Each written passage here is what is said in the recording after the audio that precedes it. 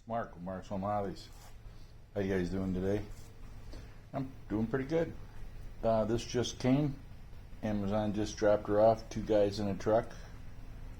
Yeah, this here is the Duramax 5500. Peak watts 4500, running watt, electric start, dual fuel generator for backup for the house.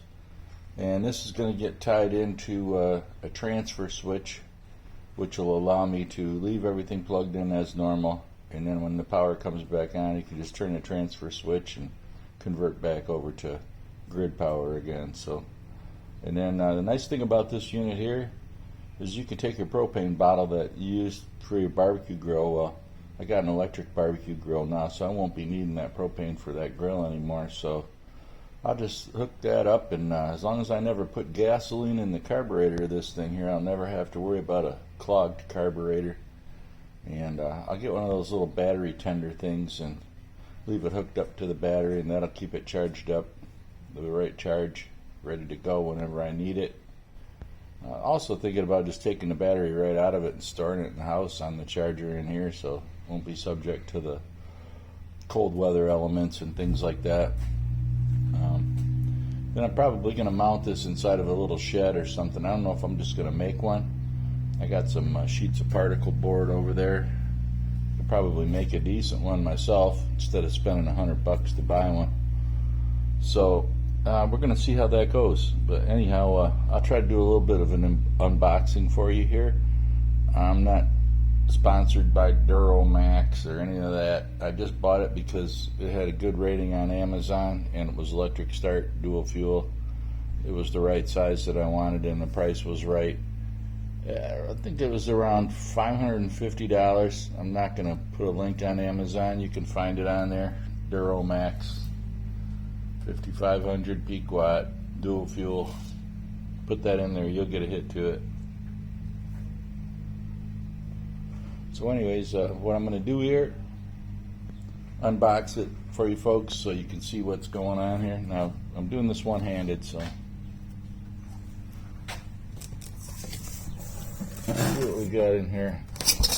Well, first off, we've got us owner's manual.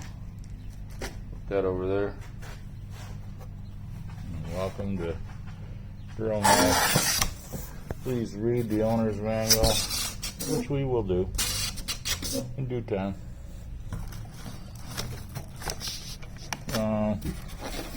Guess we'll pull that out first.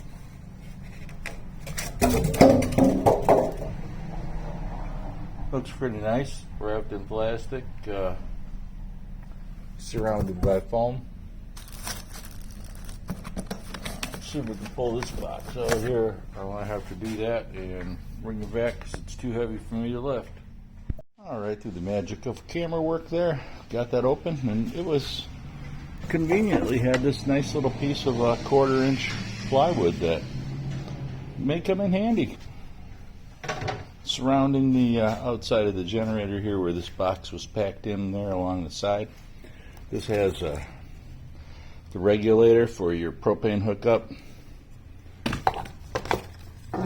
It has a funnel for presumably filling the oil. It has the plug and bracket. I want to say, yeah, the two 30 amp plug and the mounting bracket.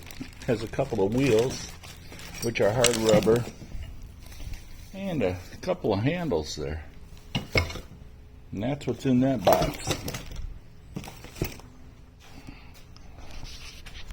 So, on to the next step.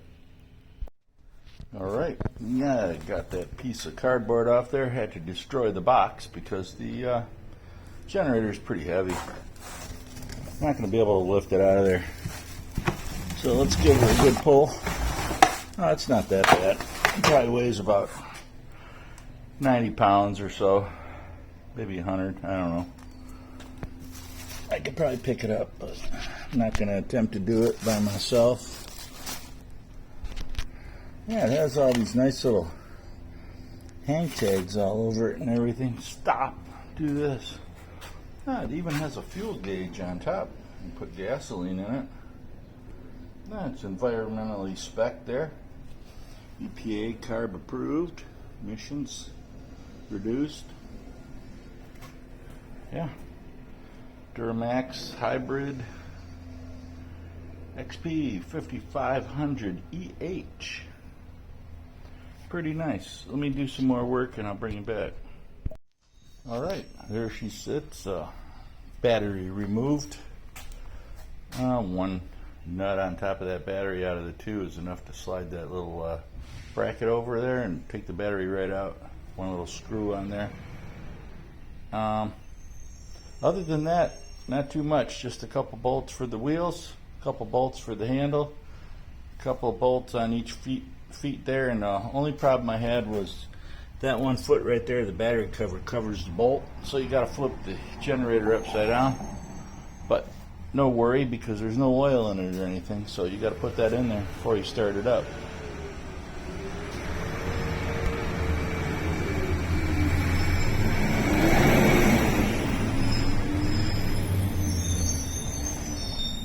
That there was a garbage truck. Yeah, didn't go out today for garbage picking yesterday. I went the day before, so kind of wanted to give it a rest. I wanted to work on some of the hoarding situation, and I was expecting this to come today, of course, which it did, straight at 10 o'clock this morning, just like they said. That's the beauty about Amazon. Some people like it, some people hate it, but if you need to get what you want and you want it at a reasonable price, I guess that's one of your best alternatives right at this point, because no stores within 100 miles of here have a generator right now of any kind. So even if I wanted to go pick up a generator from a store, I couldn't do it. Of course, they might have restocked since the big storm, but a friend of mine went up there the other day and said they don't have any stock either, so all except the really expensive ones, of course.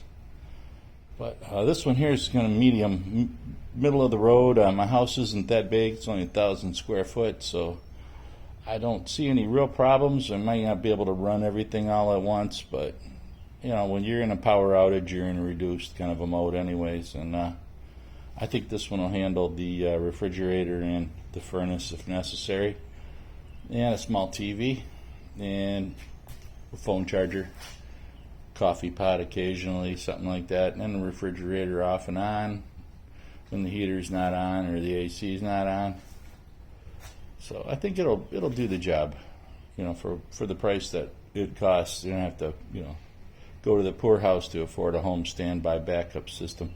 When I get the transfer switch installed, I'll bring it back, and I'll do a part 2.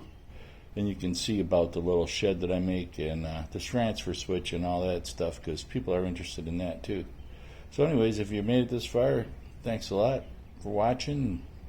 If you're already a subscriber, thanks from the bottom of my heart. If you're not a subscriber, please do subscribe.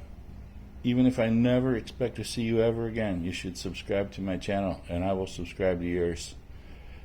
Mutual subscription, let's call it. Trade-off.